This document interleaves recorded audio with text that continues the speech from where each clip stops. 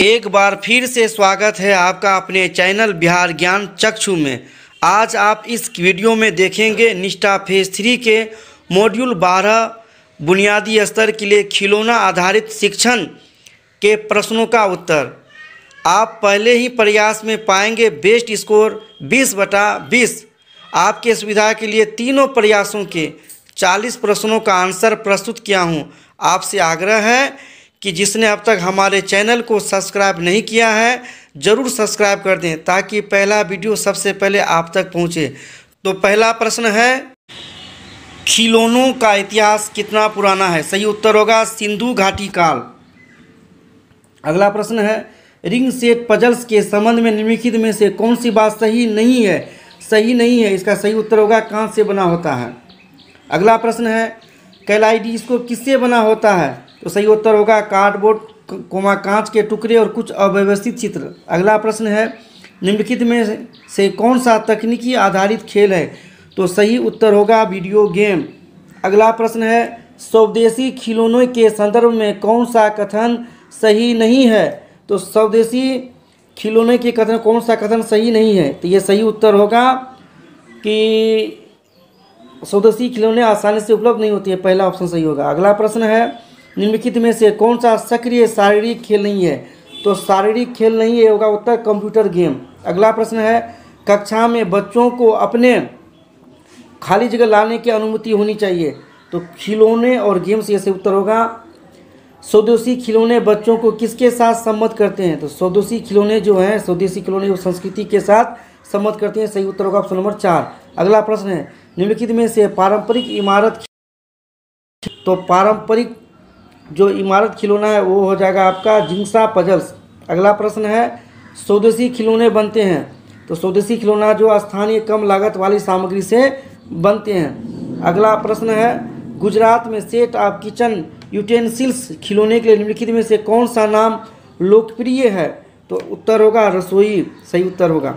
अगला प्रश्न है, छोटे बच्चों के लिए बनाए जाने वाले खिलौना केंद्र में होना चाहिए। तो सही उत्तर होगा खिलौने और आयु उपयुक्त हस्तकौशलीय सामग्री।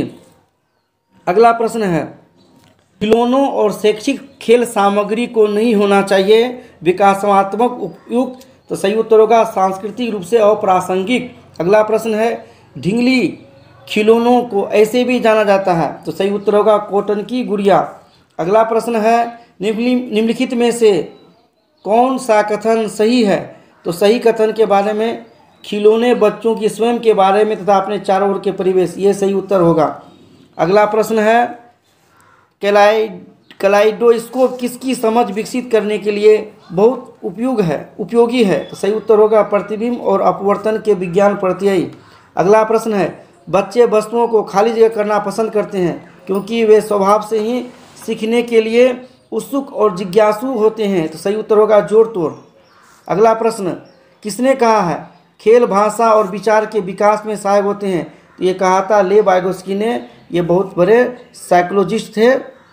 अगला प्रश्न है, छोटे बच्चों की भाषा और संप्रेषण कौशलों को बढ़ावा देने के लिए खिलौने, टेलीफोन और बोलती पुस्तकें खाली जगह के कुछ उदाहरण हैं। तो सही उत्तर होगा तकनीकी सहायता प्राप्त खिलौने।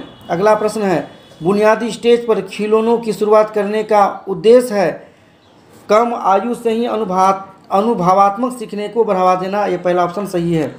अब देखिए 20 प्रश्न था, 20 में हमने 20 प्रश्नों को दिया। आप सबमिट करते हैं, हमारा स्कोर होता है 20/20। इस आयु वर्ग पर खिलौना आधारित शिक्षण प्रारंभ किया जाना चाहिए। सही उत्तर होगा 2 से 3 वर्ष, ऑप्शन नंबर 4।